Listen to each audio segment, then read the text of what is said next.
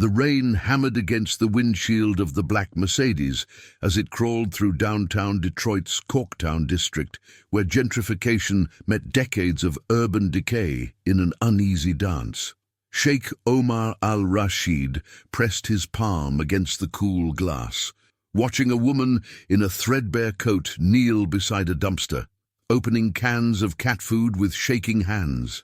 3 mangy cats emerged from the shadows, their ribs visible through matted fur, and she spoke to them in soft whispers that the rain swallowed whole. His driver cleared his throat. "Sir, the board meeting starts in 20 minutes. Traffic's backing up on the Lodge freeway." But Omar couldn't look away from the woman, who was now pulling a plastic tarp from a shopping cart, creating a makeshift shelter for the cats, while her own shoulders absorbed the downpour. She moved with the careful efficiency of someone who had learned to stretch every dollar, every gesture, every moment of warmth. "Pull over," Omar said quietly. "Sir, stop the car." The woman looked up as the Mercedes door opened, her dark eyes widening with the particular wariness that comes from a lifetime of disappointments. She was perhaps 40, with premature grey threading through black hair and hands that spoke of work that paid too little.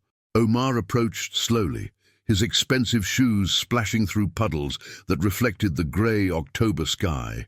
"I'm sorry to bother you," he said, crouching down to her level. "I couldn't help but notice what you're doing here." She clutched the can opener tighter. "I'm not doing anything wrong. These cats, they don't have anybody else. What's your name?" "Maria." She hesitated. "Maria Santos." Omar watched as a tabby cat rubbed against Maria's leg, purring despite the rain. "How long have you been taking care of them?"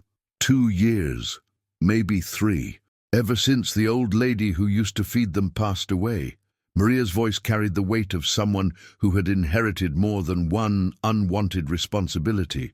"I know it's not much, but they get so hungry. And winter's coming." The rain intensified, and Omar noticed Maria's coat was soaked through, her lips tinged blue with cold. Behind them, his driver waited with the engine running, the warmth and comfort of his scheduled life just steps away. But something in Maria's eyes held him there, something that reminded him of his grandmother's hands as she fed sparrows from their kitchen window in Riyadh, decades before oil money changed everything. "Maria, I'm Omar. I'd like to help." She laughed, but there was no humor in it. "Unless you've got a magic wand that pays rent and keeps cats fed, I don't think there's much you can do." That evening, Omar sat in his penthouse office overlooking the Detroit River, the city lights blurring through floor-to-ceiling windows. The quarterly reports from his renewable energy ventures lay untouched on his desk while he researched animal welfare organizations, municipal codes, and something he'd never thought to investigate before: the economics of compassion in a city where both had become luxuries. His assistant, Jennifer, knocked and entered with coffee. "The Singapore investors are confirmed for tomorrow's call. Also, your mother called from Dubai. She wants to know when you're coming home for aid." "Jen, what do you know about stray animal populations in Detroit?" She paused, coffee cup halfway to the table. "That's not usually your area of interest." "Humor me." "Well, my sister volunteers at the Michigan Humane Society. She says it's overwhelming. Thousands of strays, not enough resources, and people like that woman you probably saw today who try to help but can't afford to make a real difference." Omar leaned back in his chair. What would it take to make a real difference? 3 weeks later, Maria was feeding the cats their usual breakfast when she noticed something different. The alley had been cleaned, not just picked up, but professionally cleaned, with fresh gravel laid down and a small wooden shelter installed against the brick wall. A sign read, "Community Cat Care Station, sponsored by Motor City Animal Alliance." She was still staring at the sign when a woman in a Michigan Humane Society jacket approached. "Are you Maria Santos?" "Yes, I'm Dr. Sarah Chen. I understand you've been caring for the cats in this area. We'd like to talk to you about a new program we're launching." "Doctor, Chen explained that an anonymous donor had funded a comprehensive trap-neuter return program for the entire Corktown district, complete with feeding stations, medical care, and a small stipend for community volunteers who maintained the sites. "We need someone who knows these cats, someone they trust. The position comes with training, supplies, and a modest salary." Maria's hands trembled as she signed the paperwork. For the first time in 3 years, she wouldn't have to choose between buying cat food and paying her electric bill. Omar watched from his car across the street, his phone buzzing with messages from his board of directors. The renewable energy project in Morocco needed his attention. The wind farm in Texas was ahead of schedule, and his foundation's education initiative in Jordan required his signature on funding approvals. But he couldn't shake the image of Maria's face when Dr. Chen handed her the volunteer coordinator badge. His phone rang. "Omar?" His mother's voice carried across the ocean from Dubai. "Your father says you missed the conference call with the oil ministers. I was handling something important, Mama. More important than family business." Omar thought about Maria, about the cats who now had warm shelter and regular meals, about the ripple effect of one moment of attention in a rain-soaked alley. Maybe. That winter, Omar found himself making regular trips to Detroit, ostensibly to oversee his automotive investments, but really to check on the cat care program.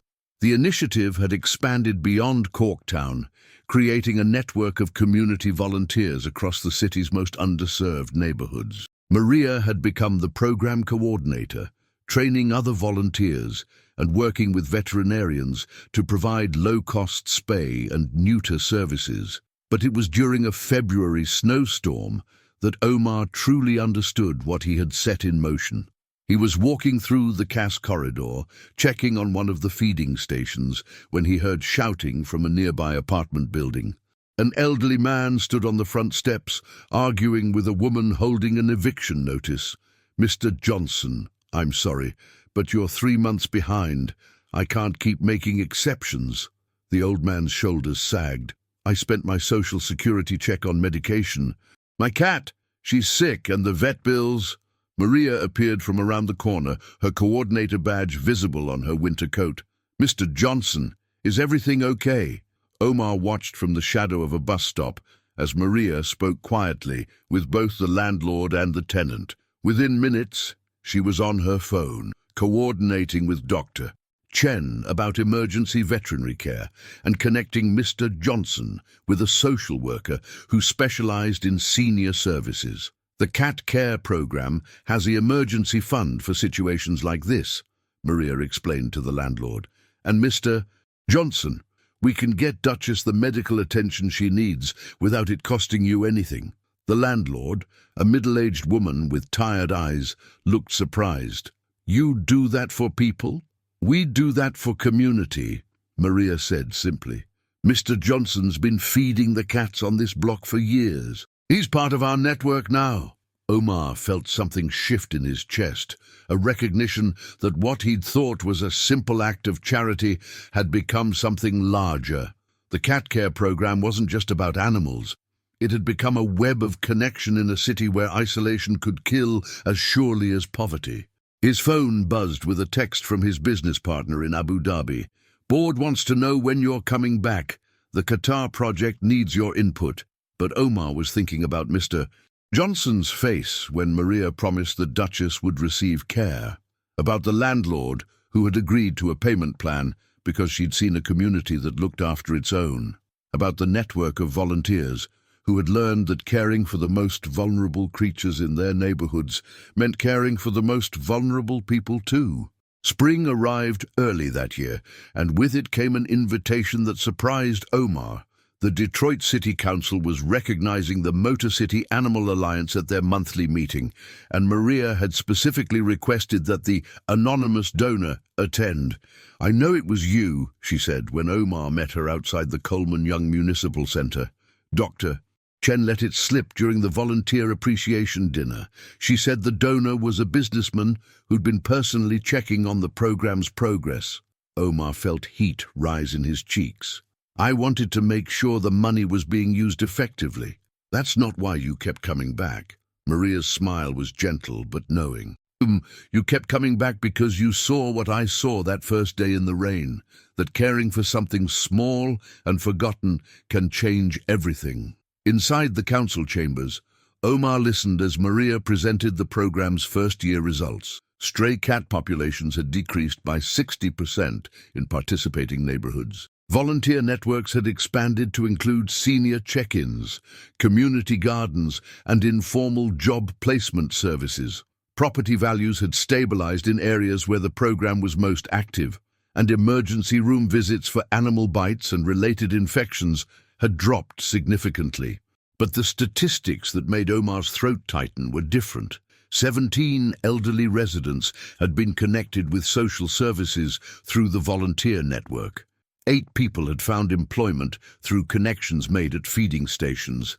3 community gardens had been established in vacant lots where volunteers gathered. 12 children had received tutoring from volunteers who started conversations while helping with cat care.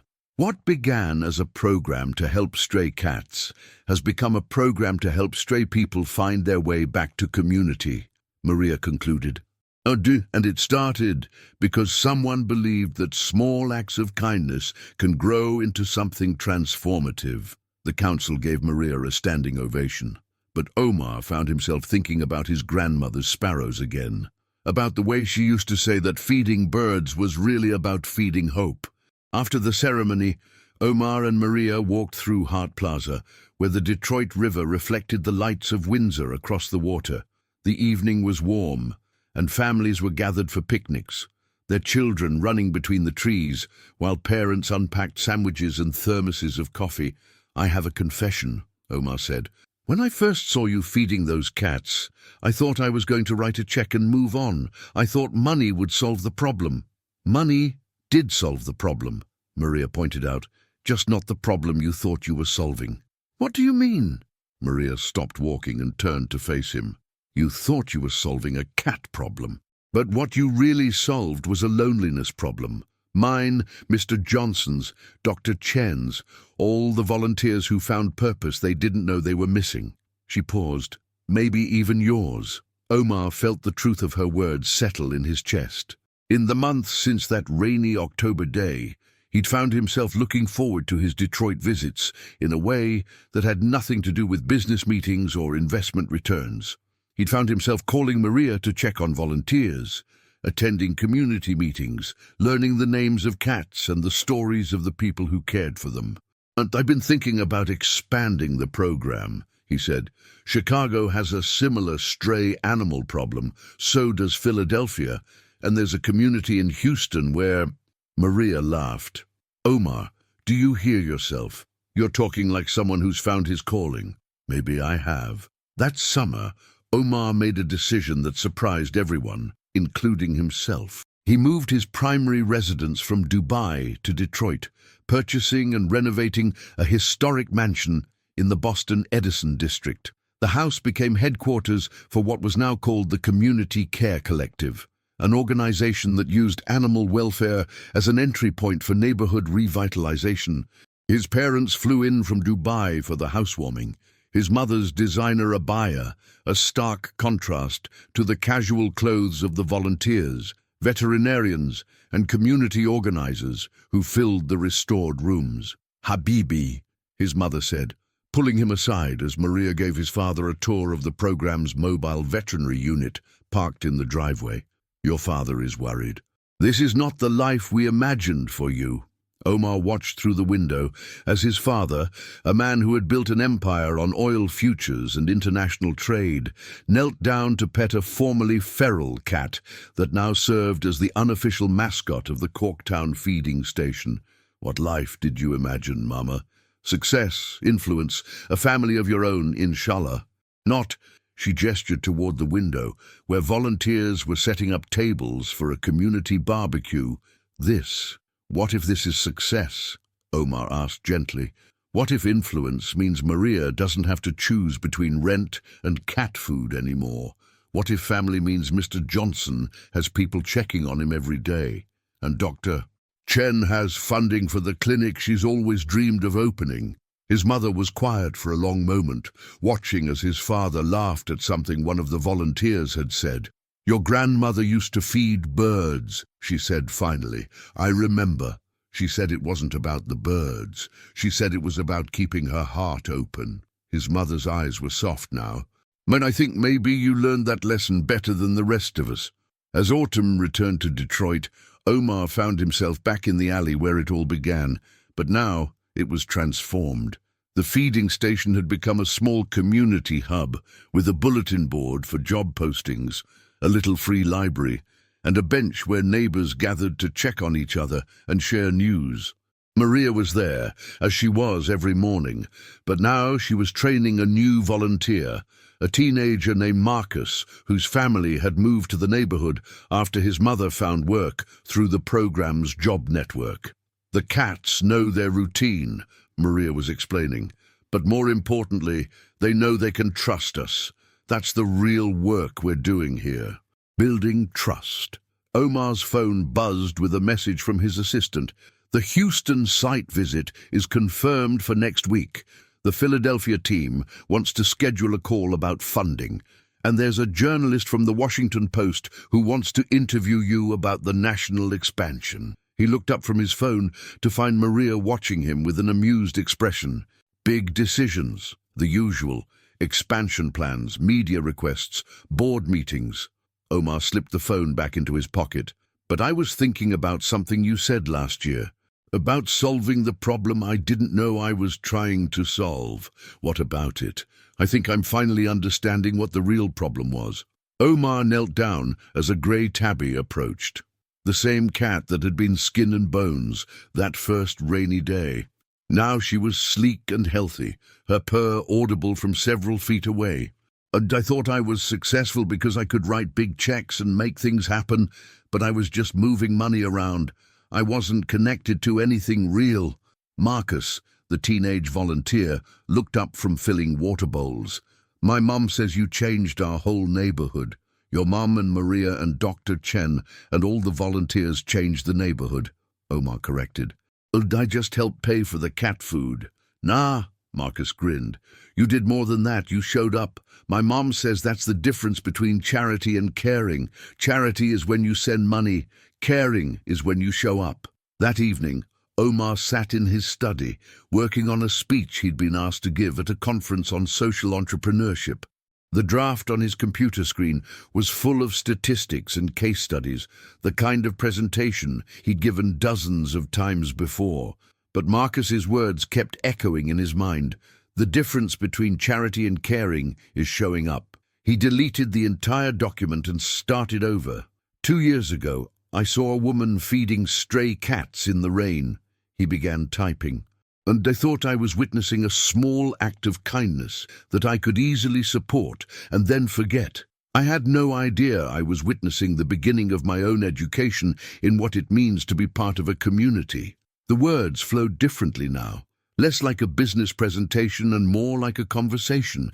He wrote about Maria's wisdom, about Mr. Johnson's resilience, about Dr. Chen's vision of veterinary care as community care. He wrote about his grandmother's sparrows and his mother's eventual understanding that success might look different than she'd imagined. But mostly, he wrote about the revelation that had taken him 2 years to fully grasp, that the cats had never been the point. The cats were just the excuse that allowed lonely people to find each other, to create the networks of care that every community needs to survive and thrive. His phone rang, interrupting his writing. It was Maria, calling from the emergency veterinary clinic where she now worked part-time, coordinating between the community care collective and pet owners who couldn't afford traditional veterinary care. "Omar, I wanted you to hear this from me first. The MacArthur Foundation called. They want to nominate the Community Care Collective for their award for creative and effective institutions." Omar leaned back in his chair, processing the news. The MacArthur Award would bring national attention, significant funding, and opportunities to expand the model to dozens of cities. It was exactly the kind of recognition he'd spent his business career pursuing. "That's incredible news," he said. You deserve every bit of recognition they can give you." "We deserve it," Maria corrected. "This was never just my work." "Maria, can I ask you something?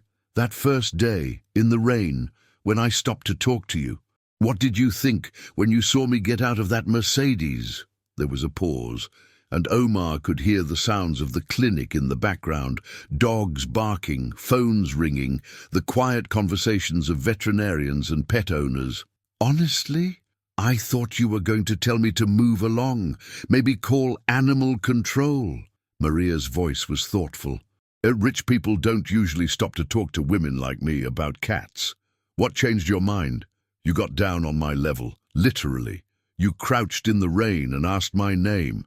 Another pause. "And then you kept showing up, not just with money, but with your actual self. That's when I knew you were different." After they hung up, Omar returned to his speech, but his mind wandered to the upcoming expansion plans. Houston was scheduled to launch its program in January, with Philadelphia and Chicago following in the spring. Each city would adapt the model to local needs. Houston's program would focus on hurricane preparedness and disaster response. Philadelphia would integrate with existing community health initiatives, and Chicago would emphasize youth engagement and job training. But the core would remain the same: use care for vulnerable animals as a bridge to care for vulnerable people, and trust that communities know how to heal themselves if given the resources and support to do so. A year later, Omar stood in a community center in Houston's 3rd Ward, watching as local volunteers prepared for hurricane season by stockpiling pet food and supplies in the same storage areas where they kept emergency provisions for elderly residents and families with young children. The integration was seamless now, natural, the way Maria had always said it would be. The cats taught us how to take care of each other," explained Dolores, the Houston program coordinator, as she showed Omar the emergency response protocols. "When you're responsible for checking on animals every day, you notice when Mrs. Rodriguez hasn't picked up her mail, or when the Johnson kids are home alone too much." Omar's phone buzzed with a text from his mother. "Saw the CNN story about the hurricane response. Your father says to tell you he's proud. Also, when are you bringing Maria to Dubai? We want to meet the woman who taught our son about sparrows." He smiled, thinking about the conversation he'd had with Maria the week before. She'd been accepted to veterinary school at Michigan State, a dream she'd deferred for 15 years while working multiple jobs to support her family. The Community Care Collective had created a scholarship fund for volunteers pursuing careers in animal welfare, and Maria would be the first recipient. "I'm scared," she'd admitted over coffee at their favorite diner in Corktown. "I'm 43 years old, Omar. What if I'm too old to start over?" "You're not starting over," he'd replied. "And you're building on everything you've already learned. You've been doing veterinary social work for years. Now you'll just have the degree to match." As Omar walked through the Houston Community Center, greeting volunteers and checking on the cats who had made the space their home, he thought about the speech he'd given at the Social Entrepreneurship Conference 6 months earlier. The audience had expected a presentation about scaling social impact and measuring return on investment. Instead, he'd talked about sparrows and rain-soaked alleys and the radical act of paying attention to what the world dismisses as unimportant. The question isn't how to solve poverty or loneliness or urban decay, he'd concluded. The question is how to create conditions where people can solve those problems for themselves. And sometimes the answer is as simple as making sure the stray cats in your neighborhood have enough to eat. The speech had gone viral, not because it offered easy solutions, but because it offered something rarer: hope grounded in evidence that small acts of care could indeed grow into transformative community change. Now, as Omar prepared to fly back to Detroit for the Community Care Collective's 3rd annual Volunteer Appreciation Dinner, he reflected on how much had changed since that rainy October day. The organization now operated in 12 cities, had helped place over 2,000 volunteers in permanent employment, and had facilitated the adoption of more than 8,000 formerly stray animals. But the numbers that mattered most to Omar were different. Maria would graduate from veterinary school in 2 years. Mr. Johnson had celebrated his 75th birthday, surrounded by neighbors who had become family. Dr. Chen's community clinic had become a model for integrative animal and human health services. And Marcus, the teenager who'd started as a volunteer, was now studying social work at Wayne State University on a scholarship funded by the collective. The plane lifted off from Houston as the sun set over the Gulf of Mexico, painting the sky in shades of gold and pink that reminded Omar of the desert sunsets of his childhood. He opened his laptop and began composing an email to his parents, telling them about the Houston program's success and Maria's acceptance to veterinary school. But as he typed, his mind drifted to the cats who had started it all, now living comfortable lives in warm homes or well-maintained community spaces. They had been the excuse, the entry point, the bridge between isolation and connection. They had taught him that caring for the forgotten was not just an act of charity but an act of revolution, a quiet insistence that every life has value and every community has the capacity for healing. If stories of unexpected connection and quiet transformation resonate with you, consider how you might pay attention differently to the overlooked corners of your own community.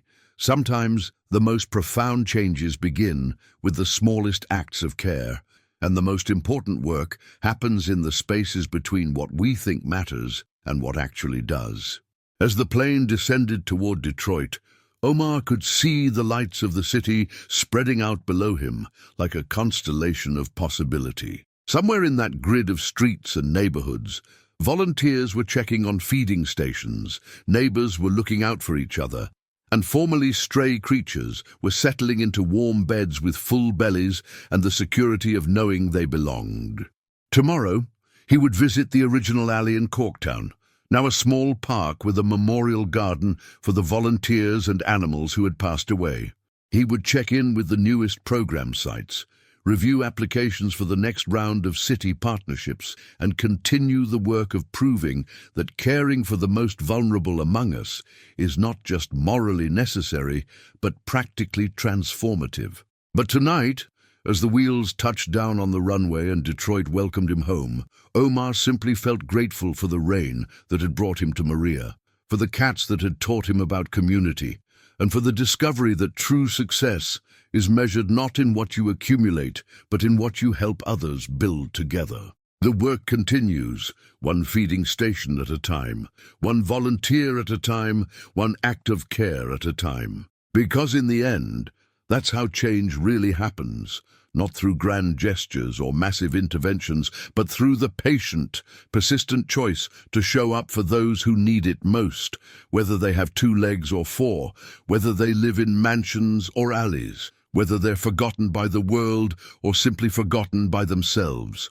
If you've been moved by this story of connection and community care, consider supporting local animal welfare organizations or community volunteer programs in your area. The smallest act of showing up can be the beginning of transformation you never imagined possible.